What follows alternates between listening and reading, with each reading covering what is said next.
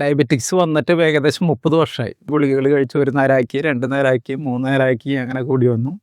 പിന്നെ മരുന്ന് കൊണ്ടും നിൽക്കാണ്ടായി, ഗുളിക കൊണ്ടും നിൽക്കാണ്ടായി കഴിഞ്ഞപ്പോഴാണ് ഇൻസുലിൻ ഡോക്ടർ പ്രിസ്ക്രൈബ് ചെയ്തത്. അങ്ങനെ ഇൻസുലിൻ സ്റ്റാർട്ട് ചെയ്തു.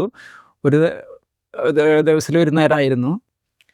പിന്നെ അതുകൊണ്ടും കൺട്രോൾ ആവാണ്ടായപ്പോൾ 2 നേരമാക്കി. പിന്നെയും കൺട്രോൾ ആവാണ്ടായപ്പോൾ 3 നേരം 2 ടൈപ്പ് ഇൻസുലിൻ 3 നേരം എടുത്തിരുന്നു. HbA1c ടെസ്റ്റ് ചെയ്തപ്പോൾ 11.4 വന്ന സമയത്ത് ഇങ്ങനെ കൂടി വന്നു. പക്ഷേ അത്യാവശ്യം നല്ല തിക്കായി. ഇവിടെ പൊട്ടി ഇവിടെ 2 സ്ഥലത്ത് പൊട്ടിയിരുന്നു. എന്നിട്ടും മരുന്ന് കഴിച്ചില്ല. മരുന്ന് കഴിക്കാതെ മാറാൻ ഡോക്ടർ പറഞ്ഞ കാരണം മരുന്ന് കഴിക്കാണ്ടിരുന്നു മാറുമെന്ന് പറയാനായിട്ട്. ഇപ്പോൾ ആ പൊട്ടലൊക്കെ മാറി, തിക്നെസ് കുറഞ്ഞു. പ്രമേഹമൊക്കെ വല്ല ഓർമ്മയുണ്ടോ? പ്രമേഹം നോർമലായി. ഇപ്പോൾ അത് പറയാൻ മറന്നുപോയി. ആഘോഷങ്ങൾ അത് മറന്നു. കഫം എന്ന് പറഞ്ഞാൽ എനിക്ക് സ്ഥിരമുള്ളതാണ്. ഇത് ഇടയ്ക്കിട്ട് കോൾഡ് വരുമ്പോൾ നല്ല കട്ടയിട്ട് മഞ്ഞ കളറിലൊക്കെ കഫം പോവും. ഇത് ഇവിടെ വന്നതിന് ശേഷം എനിക്ക് കാർമിച്ച് തുപ്പേണ്ടി വന്നിട്ടില്ല. കഫം അവസാനിപ്പിച്ചു. കാരണം ഇപ്പൊ ഇവിടെ കഫം മാറാൻ, അലർജി മാറാൻ ഒന്നും ചെയ്തില്ല, പക്ഷെ ഇപ്പൊ അത് കാണാനില്ല എന്ന തരത്തിലാണ് പോകുന്നത്. ഷുഗർ കുറയാൻ വേണ്ടി ഒന്നും ചെയ്തില്ല, പക്ഷെ ഷുഗർ നോർമലാവുന്നു. എക്സിമ മാറാനായിട്ട് ഒന്നും ചെയ്തില്ല, പക്ഷെ അത് ക്ലിയർ ആവുന്നു. അപ്പം എന്തൊക്കെ തരത്തിൽ ജീവിത രീതിയിൽ പരിഷ്കാരങ്ങൾ വരുത്തിയപ്പോഴാണ് ഇങ്ങനെയുള്ള രോഗങ്ങളൊക്കെ ഒഴിഞ്ഞു പോകുന്നത്, അതേ മനസ്സിലാക്കുന്നുണ്ട്. ഭക്ഷണത്തിന്റെ കാര്യത്തിൽ ടെൻഷനില്ല. ഒരു ആശുപത്രിയിലേക്ക് വരുമ്പോൾ ഇങ്ങനെ എന്തെങ്കിലും പ്രതീക്ഷിച്ചില്ല. അതുകൊണ്ട് തന്നെയാണ് മനസ്സോട് പോയി ഞാൻ എങ്ങനെ സമയം കളയും, അവിടെ ചെന്നിരുന്ന് എന്ത് ചെയ്യും എന്നുള്ളൊരു ചിന്തയായിരുന്നു. പക്ഷെ ഇവിടെ വന്നപ്പോൾ അവസ്ഥയൊക്കെ മാറി. അപ്പോൾ വൈഫ് പറയാണ്, ഞാൻ കരുതി ഒരാഴ്ച കഴിയുമ്പോൾ ആൾ ചിലപ്പോൾ അവിടെ നിന്ന് പോരും, ചാടി പോരും എന്നാണ് ഞാൻ കരുതിയത്. ഇനി പോരില്ല എന്നുള്ളത് മനസ്സിലായി. ഇനിയിപ്പോൾ ശ്രീനിവാസൻ ശബരിമലയ്ക്ക് പോയ പോലെ ആകുമോ, ഇവിടുന്ന് പോരണില്ല എന്ന് പറയുമോ. ഇപ്പം ആരോഗ്യത്തിലാണ് ഇരിക്കുന്നത്. ഇപ്പം നല്ല ആരോഗ്യത്തിലായിരിക്കുന്നത്. ആരോഗ്യത്തിൽ നിന്ന് മാത്രമല്ല, ഫുള്ളി സാറ്റിസ്ഫൈഡ് ആണ് ഞാൻ ഇവിടെ വന്നതുകൊണ്ട്. ഫുള്ളി സാറ്റിസ്ഫൈഡ്, ഭയങ്കര സന്തോഷത്തിലാണ് തിരിച്ചു പോകുന്നത്. നമസ്തേ, ഡോക്ടർ ജെന്നിയാണ്. ഇന്ന് എന്നോടൊപ്പം സുഗതൻ സാറുണ്ട്. സുഗതൻ സാർ ഇപ്പോൾ 3 ആഴ്ചയായിട്ട് ജീവനത്തിൽ ഞങ്ങളോടൊപ്പം ഉണ്ടായിരുന്നു. ഇന്നിപ്പോൾ ചികിത്സയൊക്കെ കഴിഞ്ഞിട്ട് തിരിച്ചിറങ്ങുകയാണ്. സുഗതൻ സാറിൻ്റെ റീൽസ് അനുഭവങ്ങളൊന്ന് അറിയാൻ ആഗ്രഹമുണ്ട്. സ്വന്തം വാക്കുകളിലൂടെ ഒന്ന് സ്വയം പരിചയപ്പെടുത്താമോ? എൻ്റെ പേര് സുഗതൻ എന്നാണ്. ഞാൻ ഇറിഗേഷൻ ഡിപ്പാർട്ട്മെൻറ്റിലായിരുന്നു വർക്ക് ചെയ്തിരുന്നത്. റിട്ടയറായി, 2017 റിട്ടയറായി. ഇപ്പോൾ ഒരു സൂപ്പർ മാർക്കറ്റ് നടത്തുക. 4 പേര് കൂടി, 4 ഫ്രണ്ട്സ് കൂടിയായിട്ട് സൂപ്പർ മാർക്കറ്റ് നടത്തുകയാണ്. എനിക്ക് ഷുഗർ ഡയബറ്റിക്സ് വന്നിട്ട് ഏകദേശം 30 വർഷമായി. 30 വർഷമായി എന്നുണ്ടെങ്കിൽ ഒരു 10 വർഷം വരെ മരുന്ന് കഴിക്കാതെ എക്സസൈസ്, ഷട്ടിൽ കളിക്കാറുണ്ടായിരുന്നു. ഷട്ടിൽ കളിച്ച എക്സസൈസ് കൊണ്ട് ഒരു 10 വർഷം വരെ മരുന്ന് കഴിക്കാതെ ഇങ്ങനെ പോയിരുന്നു, നീട്ടിക്കൊണ്ടുപോയി. പിന്നീട് മരുന്ന് കഴിക്കേണ്ടി വന്നു. പിന്നെ ഗുളികകൾ കഴിച്ച് 1 നേരമാക്കി, 2 നേരമാക്കി, 3 നേരമാക്കി, അങ്ങനെ കൂടി വന്നു. പിന്നെ മരുന്ന് കൊണ്ടും നിൽക്കാണ്ടായി, ഗുളിക കൊണ്ടും നിൽക്കാണ്ടായി കഴിഞ്ഞപ്പോഴാണ് ഇൻസുലിൻ ഡോക്ടർ പ്രിസ്ക്രൈബ് ചെയ്തത്. അങ്ങനെ ഇൻസുലിൻ സ്റ്റാർട്ട് ചെയ്തു. ഒരു ദിവസത്തിൽ 1 നേരമായിരുന്നു. പിന്നെ അതുകൊണ്ടും കൺട്രോൾ ആവാണ്ടായപ്പോൾ 2 നേരമാക്കി. പിന്നെയും കൺട്രോൾ ആവാണ്ടായപ്പോൾ 3 നേരം 2 ടൈപ്പ് ഇൻസുലിൻ 3 നേരം എടുത്തിരുന്നു. അങ്ങനെ ഈ ഇടയ്ക്ക് ടെസ്റ്റ് ചെയ്യാൻ, HbA1c ടെസ്റ്റ് ചെയ്യാൻ പറഞ്ഞിട്ട് HbA1c ടെസ്റ്റ് ചെയ്തപ്പോൾ 11.4. ഡോക്ടറെ കണ്ടു. ഡോക്ടറെ കണ്ട് കഴിഞ്ഞപ്പോൾ ഈ HbA1c കണ്ടപ്പോൾ പറഞ്ഞു, സംഗതി പ്രശ്നമാണ്, ഇതുപോലെ പോയി കഴിഞ്ഞാൽ കിഡ്നീനെ അടുത്തതായിട്ട് കിഡ്നീനെ ബാധിച്ചു തുടങ്ങും. സ്ട്രിക്റ്റായിട്ട് കൺട്രോൾ ചെയ്തില്ല എന്നുണ്ടെങ്കിൽ ഓരോ ഓർഗൻസായിട്ട് ഡാമേജ് ആവും എന്ന് പറഞ്ഞു. അപ്പോഴാണ് ഇതിൻ്റെ സീരിയസ്നെസ് ഉൾക്കൊണ്ടത്. അതുവരെ വലിയ കൺട്രോളൊന്നും ഇല്ലാതെ എങ്ങനെ പോവുമായിരുന്നു. അപ്പോൾ ഇത് പറഞ്ഞപ്പോൾ സ്ട്രിക്റ്റായിട്ട് നോക്കി, ഇത് മധുരം തീരെ കഴിക്കാതെ 1 മാസം നോക്കി. അത് കഴിഞ്ഞ് ഡോക്ടറെ അടുത്ത് പോയപ്പോൾ കുറച്ച് കുറഞ്ഞിട്ടുണ്ട്. അപ്പോൾ ഇൻസുലിൻ 2 നേരമാക്കി. അങ്ങനെ 2 നേരം ഇൻസുലിനും 1 നേരം ടാബ്ലറ്റ്സും കഴിക്കുന്ന സന്ദർഭത്തിലാണ് വൈഫിന് നേരത്തെ പരിചയമുണ്ട്, ജെന്നി ഡോക്ടറെയും ജീവനൊക്കെ ഓൺലൈനിൽ യൂട്യൂബിൽ നോക്കിയിട്ടൊക്കെ പരിചയമുണ്ട്. വൈഫ് ജെന്നി ഡോക്ടർ യോഗ കുറച്ചാൾ പ്രാക്ടീസും ചെയ്തിരുന്നു. അങ്ങനെയാണ് വൈഫ് പറഞ്ഞത്, നമുക്ക് ജീവനത്തിലേക്ക് പോവാം, അപ്പോൾ ഈ ഷുഗറൊക്കെ കുറയും, മരുന്നില്ലാണ്ട് തന്നെ ഷുഗർ കുറയ്ക്കും. അപ്പോൾ ഞാൻ സമ്മതിച്ചില്ല. കാരണം ഞാൻ നന്നായിട്ട് ഫുഡ് അടിക്കുന്ന കൂട്ടത്തിലാണ്. നല്ല ഫുഡുകൾ, അതുപോലെ അത്യാവശ്യം മധുരമൊക്കെ വേണ്ടി പായസം കണ്ടു കഴിഞ്ഞാൽ വിടില്ല. അതെ. അപ്പം അങ്ങനെ പായസം അതൊക്കെ ഭയങ്കര ഇഷ്ടമുള്ള ഐറ്റംസ് ആയിരുന്നു. അപ്പോൾ എനിക്ക് പോരാൻ തീരെ താല്പര്യമില്ല. കാരണം നേച്ചറോപ്പതിൽ വന്നു കഴിഞ്ഞാൽ പിന്നെ സമയത്ത് ഭക്ഷണം, പിന്നെ പച്ചക്കറികൾ മാത്രം ഇതൊക്കെയുള്ളൂ. അപ്പോൾ എനിക്ക് താല്പര്യമില്ല എന്ന് പറഞ്ഞു. ഞാനില്ല എന്ന് പറഞ്ഞു. പക്ഷെ വൈഫ് ഇങ്ങനെ നിർബന്ധിച്ചുകൊണ്ടിരുന്നു. പിന്നെ അവസാനം ഞാൻ പറഞ്ഞു, എന്നാൽ നമുക്ക് 2 പേർക്ക് കൂടിയും പോവാം, നമുക്ക് 2 പേർക്ക് കൂടിയും അവിടെ ചെന്ന് നിൽക്കാം. അപ്പോൾ പറഞ്ഞു, അപ്പോൾ വൈഫിന് പോരാൻ പറ്റില്ല, ക്ലാസ് ഉണ്ട്. പിന്നെ മാത്രമല്ല വീട്ടിൽ ഞങ്ങൾ 2 പേരും കൂടിയും പോന്നു കഴിഞ്ഞാൽ ഒരു അമ്മയും അമ്മായിയും ഒക്കെ ഉണ്ട്, കുറച്ച് പ്രായമായത്. അപ്പോൾ അതുകൊണ്ട് ബുദ്ധിമുട്ടാണ് എന്ന് പറഞ്ഞു വൈഫ് പറഞ്ഞു. പിന്നെ എല്ലാവരും പറഞ്ഞു, അമ്മായി പറഞ്ഞു, അമ്മ പറഞ്ഞു, എല്ലാവരും പറഞ്ഞു. കാരണം അവസ്ഥ ഇതാണല്ലോ. എല്ലാവരും പറഞ്ഞ് നിർബന്ധിച്ചപ്പോൾ എന്നാൽ നമുക്കൊരു ദിവസം പോയി കാണാമെന്ന് പറഞ്ഞു.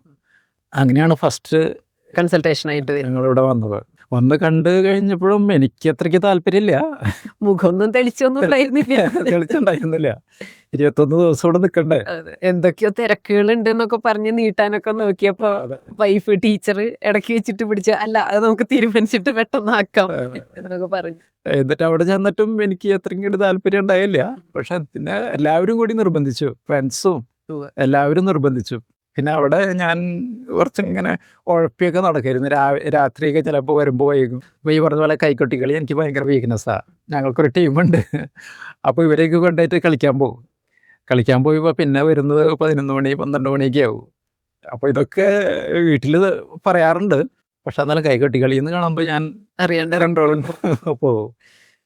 അപ്പോൾ ഫ്രണ്ട്സും പറയും, ഇതൊക്കെ ഒന്ന് കൺട്രോൾ ചെയ്തിട്ട് ഉറക്കമൊന്നും കളയാണ്ട് നിൽക്കാനൊക്കെ പറയും. പക്ഷേ വീട്ടിൽ നിന്ന് കഴിഞ്ഞാൽ അതൊന്നും നടക്കില്ല. അപ്പോൾ പിന്നെ എല്ലാവരും പറഞ്ഞപ്പോൾ ഞാൻ വിചാരിച്ചു, എന്നാൽ ശരി ഇവിടെ വരാം എന്ന്. അങ്ങനെയാണ് ഈ ജീവനത്തിൽ വന്നത്. വന്ന് ഒരാഴ്ചയോളം എനിക്ക് അത്ര ഒരു സാറ്റിസ്ഫാക്ഷൻ ഉണ്ടായിരുന്നില്ല, മനമെടുപ്പൊക്കെ ആയിരുന്നു. പക്ഷെ ഒരാഴ്ച കഴിഞ്ഞപ്പോൾ ഞാനിതിനങ്ങോട്ട് ഇഴുകിച്ചേർന്ന് ഫുഡായിരുന്നു. എനിക്ക് വിശപ്പായിരുന്നു എനിക്ക് ആദ്യത്തെ പ്രശ്നം. കാരണം ഇവിടുത്തെ ഇത് കഴിച്ചു കഴിഞ്ഞാൽ എനിക്ക് കുറച്ച്, അപ്പോൾ വിശപ്പ് മാറും, കഴിച്ച സമയത്ത് വിശപ്പ് മാറും, കുറച്ച് കഴിയുമ്പോൾ വീണ്ടും വിശപ്പ് വരും. അങ്ങനെയായിരുന്നു പ്രശ്നം. അപ്പോഴാണ് ആകെ ദേഷ്യമൊക്കെ വന്നിരുന്നത് ആ സമയത്ത്. വീട്ടിലും പറയും, അതായത് മക്കൾ പറയണം, അച്ഛൻ്റെ ദേഷ്യം വരാണ്ട് വേഗം ഭക്ഷണം കൊടുത്തോളാൻ പറയും. വിശന്ന് കഴിഞ്ഞപ്പോൾ ദേഷ്യം വരും. അപ്പോൾ അങ്ങനെ ഒരാഴ്ചയൊക്കെ കഴിഞ്ഞ് ആ വിശപ്പൊക്കെ ഇങ്ങനെ കുറഞ്ഞൊടിഞ്ഞ് പിന്നെ ഇവിടുത്തെ അന്തരീക്ഷം ഭയങ്കര മനസ്സിന് സന്തോഷം ഉണ്ടാക്കുന്ന ഒരു അന്തരീക്ഷമായിരുന്നു. അതിനിപ്പോൾ ഇവിടെ എല്ലാവരും ഇവിടുത്തെ ജീവനക്കാരും അതുപോലെ ഇവിടെ താമസിക്കുന്നവരും എല്ലാവരുമായിട്ട് നല്ല മിംഗ്ലിംഗ് ആയി.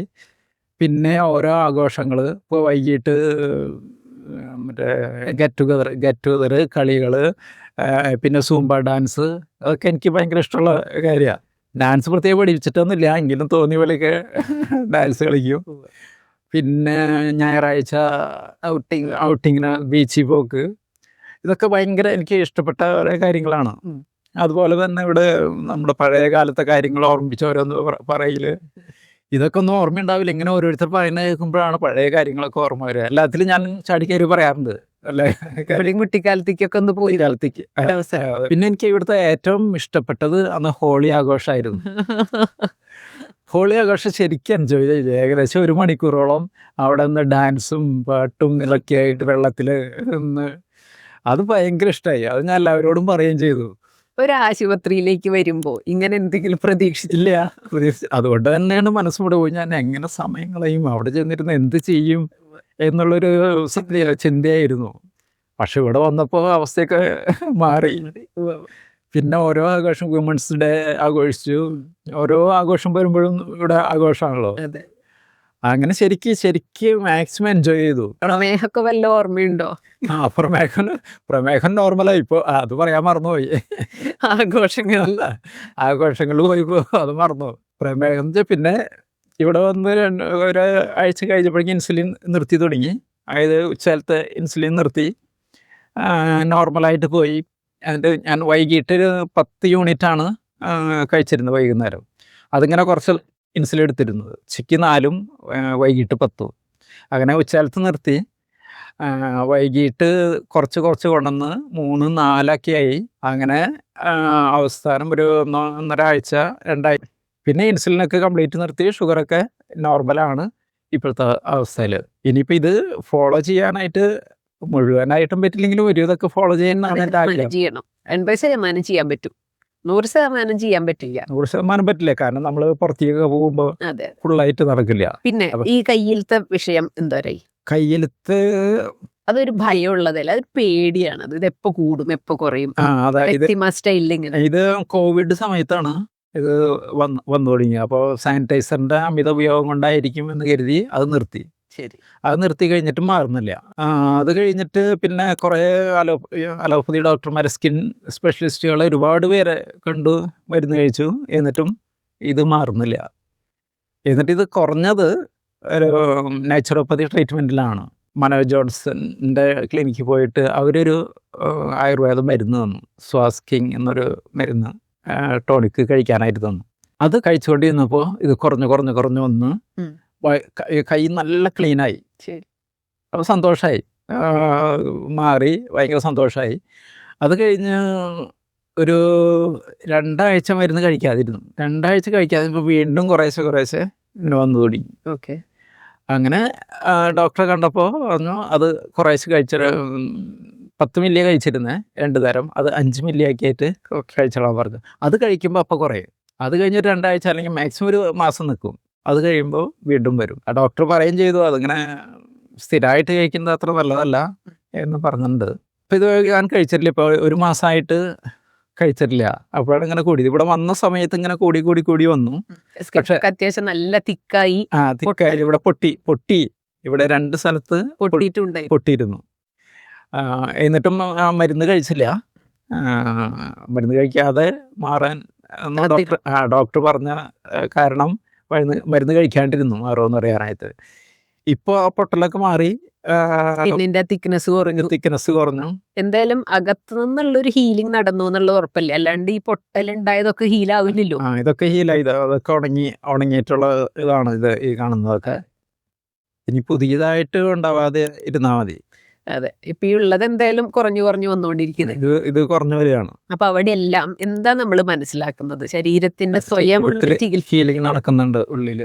നമ്മളിവിടെ പ്രത്യേകിച്ച് ഇതിന് മരുന്നുകളൊന്നും അങ്ങനെ കത്താനും കഴിക്കാനും തരുന്നില്ലല്ലോ. അപ്പൊ അവിടെ എന്തായാലും ഉള്ളിൽ നിന്നൊരു ചികിത്സ നടക്കുന്നില്ലേ? ഉണ്ട്. ആ ചികിത്സ തന്നെയാണ് നമ്മൾ നിർത്താതെ പിന്തുടർന്ന് പോവേണ്ടത്. അല്ലെങ്കിൽ ആ ചികിത്സ നടക്കാനായിട്ട് നമ്മൾ ശരീരത്തെ അനുവദിക്കണം. ഇനി എങ്ങനെയായിരിക്കും ഇത് പ്രകൃതി ചികിത്സേനെ എങ്ങനെയൊക്കെയാ ജീവിതത്തിൽ ചേർത്ത് വെച്ച് കൊണ്ടുപോകാൻ പോകുന്നത്? ഇതിപ്പോ ഇവിടെ പറഞ്ഞ കാര്യങ്ങള് ഒരു മാക്സിമം 80 ഇല്ലെങ്കിൽ ഒരു 60% തന്നെങ്കിലും ഫോളോ ചെയ്തിട്ട് അതേപോലെ തന്നെ ലൈഫ് കൊണ്ടുപോകാൻ ആഗ്രഹിക്കുന്നു. ഞാൻ ഈ ഇറച്ചി മീനും ഒക്കെ എനിക്ക് ഭയങ്കര ഇഷ്ടമുള്ള ആളാണ്. അപ്പോൾ ഡോക്ടർ പറഞ്ഞ പോലെ തന്നെ ഇത് ഇറച്ചിയുടെ കൂടെ കാർബോഹൈഡ്രേറ്റ് ഇല്ലാതെ വെജിറ്റബിൾസ് കൂട്ടിയിട്ട് കഴിക്കാം. അങ്ങനെയൊക്കെ ഫോളോ ചെയ്യാനായിട്ട് ആഗ്രഹിക്കുന്നു. അതുപോലെ മുട്ട കഴിക്കുമ്പോഴും കഴിക്കാമെന്ന് പറഞ്ഞല്ലോ. അപ്പോൾ ആ രീതിയിൽ തന്നെ ഫോളോ ചെയ്തിട്ട് ഭക്ഷണത്തിന്റെ ടെൻഷനില്ല, കഴിക്കാന്ന് പറഞ്ഞുകൊണ്ട്. ഇനി സുഗൻ സാർ ഇവിടെ വരുന്ന സമയത്ത് ചികിത്സയ്ക്ക് വേണ്ടിയിട്ട് അങ്ങനെ കാര്യമായിട്ട് പറയാതിരുന്ന ഒരു കാര്യമായിരുന്നു ഈ കഫശല്യം, ഒരു അലർജി, കഫം എന്ന് പറഞ്ഞാൽ എനിക്ക് സ്ഥിരമുള്ളതാ, അതുകൊണ്ടാണ് പ്രത്യേകം പറയാതിരുന്നത്. കഫക്കെട്ട്, അതായത് ഇടയ്ക്കിട്ട് കോൾഡ് വരുമ്പോഴൊക്കെ നല്ല കട്ടയേറ്റ് മഞ്ഞ കളറിലൊക്കെ കഫം പോവും. പിന്നെ കഫം ഇങ്ങനെ നിൽക്കാറില്ല, ഇടയ്ക്കിട്ട് ഇങ്ങനെ കഫത്തിന്റെ അസുഖം ഉണ്ടാവാറുണ്ട്. സ്ഥിരമായിട്ടുള്ളത് കൊണ്ട് ഞാൻ പ്രത്യേകം പറഞ്ഞില്ല. അതെന്റെ ഒരു ലൈഫിന്റെ ഒരു ഭാഗമാണെന്നോ അതിനൊരു ചികിത്സ ഉണ്ടാവും, അത് മാറുന്നോ പ്രതീക്ഷിച്ചിട്ടില്ല. പക്ഷെ ഇപ്പോ ഇവിടെ വന്നിട്ട് എനിക്ക് ചെറുതായിട്ടൊന്ന് കോൾഡ് പിടിച്ചു. 2-3 ദിവസം കോൾഡ് പിടിച്ച്. അന്ന് ഹോളി ആഘോഷിക്കുന്ന സമയത്ത് എനിക്ക് കോൾഡ് ഉണ്ടായിരുന്നു. അപ്പൊ 2-3 ദിവസം മുൻപാണ് കോൾഡൊക്കെ തുടങ്ങിയത്. അന്ന് കോൾഡ് ഉണ്ടായിരുന്നു. അന്ന് 1 മണിക്കൂർ നേരം വെള്ളത്തിൽ നിന്നു, വെള്ളത്തിൽ കുളിച്ച് ഡാൻസ് ചെയ്ത്. സാധാരണ നിലയ്ക്ക് എനിക്കാണെന്നുണ്ടെങ്കിൽ ഒരു മഴ കൊണ്ടു കഴിഞ്ഞാൽ അപ്പോൾ കോൾഡ് വരുന്ന ആളാണ്. പനി അധികം വരാറില്ല, പക്ഷെ ഒരു മഴ കൊണ്ടു കഴിഞ്ഞാൽ തലയിൽ വെള്ളം വീണ് കഴിഞ്ഞാൽ കോൾഡ് വരും.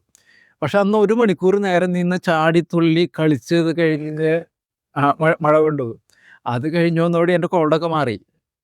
ഞാൻ ചെറുതായിട്ടുണ്ടായിരുന്ന കോൾഡൊക്കെ മാറി, നല്ല ഫ്രഷായി. പിന്നെ കഫത്തിൻ്റെ പ്രശ്നം പിന്നീട് ആയത് ഇവിടെ വന്നതിന് ശേഷം എനിക്ക് കാർമിച്ച് തുപ്പേണ്ടി വന്നിട്ടില്ല. ശരി, കഫം അവസാനിപ്പിച്ചു. ഞാൻ അത് പലപ്പോഴും ഡോക്ടറോട് പറയണമെന്ന് കരുതി അത് പറയാൻ വിട്ടുപോയി. കാരണം ഇപ്പോൾ പുതിയ കഫം ഉണ്ടായില്ല ഉണ്ടായില്ല. ഇവിടെ എത്തിയതിന് ശേഷം. ഇവിടെ വന്നിട്ട് ആ കോൾഡ് തുടങ്ങിയപ്പോഴും കോൾഡ് മൂക്കിൽ നിന്ന് ഇങ്ങനെ വെള്ളം പോലെ കുറച്ച് 2-3 ദിവസം ഇങ്ങനെ വന്നു എന്നല്ലാതെ ആ കട്ടിയായിട്ടുള്ളൊരു കഫം അപ്പോഴും ഉണ്ടായില്ല. അതിന് ശേഷവും ഇതുവരെയായിട്ടും ആ കഫത്തിൻ്റെ ശല്യം ഉണ്ടായില്ല. അപ്പൊ ഇതിൽ എന്തായിരിക്കും മനസ്സിലാക്കിയത്? അപ്പോൾ ഇതിൽ എൻ്റെ ഫുഡ് ഹാബിറ്റ് കൊണ്ടാണ് ഈ കഫം ഉണ്ടായതെന്നാണ് എനിക്ക് മുൻപ് തിരിച്ചറിഞ്ഞത് അങ്ങനെയാണ്. എൻ്റെ ഫുഡ് ഹാബിറ്റ് കൊണ്ടാണ്. അപ്പൊ എനിക്കറിയാം പാല് മുട്ട അതൊക്കെ കഴിച്ചു കഴിഞ്ഞാൽ കഫം ഉണ്ടാവും എന്നറിയാം. പക്ഷെ നമുക്ക് അതിനോടുള്ള താല്പര്യം കൊണ്ട് അത് പിന്നെ വീണ്ടും കഴിക്കും. സാറിന്റെ ഏറ്റവും പ്രധാനമായിട്ട് കറക്റ്റ് ചെയ്യേണ്ട ഒരു കാര്യം പറഞ്ഞു തന്നത് മുളക് പൊടി വാങ്ങുക എന്നുള്ളതാണ്. കഫത്തിന്റെ ഏറ്റവും പ്രധാനപ്പെട്ട ഒരു കാരണം. അത് ഒഴിവാക്കാവുന്ന കാര്യങ്ങളുണ്ട്. ചെറിയ കറക്ഷൻസ് നമ്മൾ ലൈഫിൽ വരുത്തുമ്പോഴേക്കും കുറേ കാര്യങ്ങൾ, കുറേ ആരോഗ്യ പ്രശ്നങ്ങൾ അങ്ങോട്ട് വിട്ടുപോകും. കാരണം ഇപ്പം ഇവിടെ കഫം മാറാൻ, അലർജി മാറാൻ ഒന്നും ചെയ്തില്ല, പക്ഷെ ഇപ്പം അത് കാണാനില്ല എന്ന തരത്തിലാണ് പോകുന്നത്. ഷുഗർ കുറയാൻ വേണ്ടി ഒന്നും ചെയ്തില്ല, പക്ഷെ ഷുഗർ നോർമലാവുന്നു. എക്സിമ മാറാനായിട്ട് ഒന്നും ചെയ്തില്ല, പക്ഷെ അത് ക്ലിയർ ആവുന്നു. അപ്പം എന്തൊക്കെ തരത്തിൽ ജീവിത രീതിയിൽ പരിഷ്കാരങ്ങൾ വരുത്തിയപ്പോഴാണ് ഇങ്ങനെയുള്ള രോഗങ്ങളൊക്കെ ഒഴിഞ്ഞു പോകുന്നത്, അതേ മനസ്സിലാക്കണ്ടോ. രോഗം മാറാൻ വേണ്ടിയിട്ട് നമ്മളൊന്നും ചെയ്തൊന്നുമില്ല, പലതരത്തിലുള്ള ജീവിതചര്യയിലെ തെറ്റുകളും ചെയ്യാതിരുന്നു എന്ന് മാത്രമേ ഉള്ളൂ. ഓക്കെ, അപ്പം എന്തായാലും ഇനിയിപ്പോൾ എന്തൊക്കെയാണ് ഇതിൽ ചെയ്യാൻ പോകുന്നത്? ഭക്ഷണത്തിൽ ഒരു 10-60% ഇതുപോലെ ഫോളോ ചെയ്യും. യോഗ ചെയ്യാം. യോഗ ഞാൻ മുൻപും ചെയ്യാറുണ്ട്. അതുകൊണ്ട് എനിക്ക് ഇവിടെ യോഗ ചെയ്യാനായിട്ടൊരു ബുദ്ധിമുട്ടിങ്ങനെ നല്ല ഈസി ആയിട്ട് ചെയ്യാൻ പറ്റിയിരുന്നു യോഗ. ഉപവാസം ഒക്കെ ആഴ്ചയിൽ ഒരു ദിവസം ചെയ്യാൻ തീരുമാനമായിട്ടുണ്ടോ? ഉപവാസം അങ്ങനെ ഫ്രൂട്ട് ഡയറ്റായിട്ടോ? ഓക്കെ, ശരി. അപ്പൊ ഇത്രയും ഉപവാസത്തിനോട് എനിക്ക് അത്രയ്ക്ക് താല്പര്യം. കാരണം ഒന്നാമത്തിൽ എൻ്റെ ശരീരം എരിഞ്ഞതാണ്. ഇനി മെലിയോന്നുള്ളൊരു ടെൻഷൻ. ഇപ്പൊ തന്നെ ഒരു 3.5 കിലോ കുറഞ്ഞിട്ടുണ്ട്. അതൊക്കെ സൈഡിൽ വേറെ ഉണ്ട്. ഇനി വീട്ടിൽ ചെല്ലുമ്പോ അമ്മയ്ക്കും അമ്മായിയും ഒക്കെ ഉണ്ട്, അവർക്കൊക്കെ ഭയങ്കര വിഷമമാവും എന്നെ കാണുമ്പോ. അങ്ങനെ ഒരു പ്രശ്നമുണ്ട്. രോഗം മാറിയോ ഇല്ല എന്നുള്ളതല്ലേ, ലുക്ക് എങ്ങനെ ഇരിക്കുന്നു എന്നുള്ളതാണ് എല്ലാവർക്കും പ്രാധാന്യം. ഓക്കെ, എന്തായാലും ഇപ്പൊ ആരോഗ്യത്തിലാണ് ഇരിക്കുന്നത്. ഇപ്പൊ നല്ല ആരോഗ്യത്തിലായിരിക്കുന്നത്. ആരോഗ്യത്തിൽ നിന്ന് മാത്രമല്ല, ഫുള്ളി സാറ്റിസ്ഫൈഡ് ആണ് ഞാൻ ഇവിടെ വന്നതുകൊണ്ട്. ഫുള്ളി സാറ്റിസ്ഫൈഡ്, ഭയങ്കര സന്തോഷത്തിലാണ് തിരിച്ചു പോകും. പിന്നെ ഒരു കാര്യം പറഞ്ഞു, കഴിഞ്ഞ ഞായറാഴ്ച വൈഫും എൻ്റെ ഫ്രണ്ട്സും അവരുടെ ഫാമിലിയും കുട്ടികളും ഒക്കെ പാടെ 15 പേര് വന്നിരുന്നു. ഡോക്ടർ ഉണ്ടായില്ല. അപ്പോൾ അവർ വന്നപ്പോൾ അവരുടെ അടുത്ത് ഞാൻ ഭയങ്കര ഹാപ്പി ആയിരുന്നു. അവരുടെ അടുത്ത് ഇങ്ങനെ അവിടെ ചെന്നിരുന്നിട്ട് ഇങ്ങനെ അവർ സംസാരിച്ചുകൊണ്ടിരിക്കുകയായിരുന്നു. അപ്പോൾ അമ്മായിക്കൊക്കെ ഭയങ്കര വിഷമമായിരിക്കുന്നു. ഞാനിവിടെ എന്താണാവോ പോയി അവസ്ഥ എന്നുള്ളത് വിഷമമായിരുന്നു. അപ്പോൾ ഞങ്ങളിങ്ങനെ സംസാരിക്കുന്ന ഇടയ്ക്ക് എൻ്റെ വേറൊരു ഫ്രണ്ട് ഇങ്ങനെ ഫോട്ടോ എടുത്തു. ഞാനൊന്നും അറിഞ്ഞില്ല. ഇങ്ങനെ സംസാരിക്കുന്നത് ഫോട്ടോ എടുത്തു അപ്പോൾ തന്നെ അമ്മായിക്ക് അയച്ചു. അമ്മായി അത് കണ്ട് പിന്നീട് ഞാൻ ഫോൺ ചെയ്തപ്പോൾ പറഞ്ഞു ഭയങ്കര സന്തോഷമായി. കാരണം ഞാൻ ഭയങ്കര സന്തോഷത്തിലാണ് സംസാരിക്കുന്നത്. ഇവരോട് ഭയങ്കര ഹാപ്പി ആയിട്ട് കയ്യും കാലൊക്കെ എടുത്ത് ഭയങ്കര ഹാപ്പി ആയിട്ട് സംസാരിച്ചുകൊണ്ടിരിക്കുന്നത് ഫോട്ടോ എടുത്ത് തന്നെ അങ്ങോട്ട് അയച്ചു. മനസ്സിലായത് വളരെ സന്തോഷത്തിലാണ്. അപ്പോൾ വൈഫ് പറയാണ്, ഞാൻ കരുതി ഒരാഴ്ച കഴിയുമ്പോഴേക്കും ആള് ചിലപ്പോൾ അവിടുന്ന് ചാടിപ്പോരും എന്നാണ് ഞാൻ കരുതിയത്. ഇനി പോരില്ല എന്നുള്ളത് മനസ്സിലായി. ഇനിയിപ്പോൾ ശ്രീനിവാസൻ ശബരിമലയ്ക്ക് പോയ പോലെ ആവോ, ഇവിടുന്ന് പോരുന്നില്ല എന്ന് പറയോ സംശയിച്ചു. എന്തായാലും ഇതുപോലെ തന്നെ സന്തോഷമായിട്ട് ആരോഗ്യമായിട്ട് മുന്നോട്ട് പോവുക. അപ്പം എങ്ങനെയാണ് ആരോഗ്യത്തോടെ മുന്നോട്ട് പോവുക, സന്തോഷം അതുവഴി എങ്ങനെ ഉണ്ടാക്കിയെടുക്കുക എന്നൊക്കെ ഇവിടെ നിന്ന് ഇപ്പോൾ പഠിച്ചു. ഇനി ഇത് മാക്സിമം ഫോളോ ചെയ്യുന്നതാണ് എൻ്റെ ആഗ്രഹം. അപ്പോൾ നന്നായിരിക്കാം. Okay, thank you very much.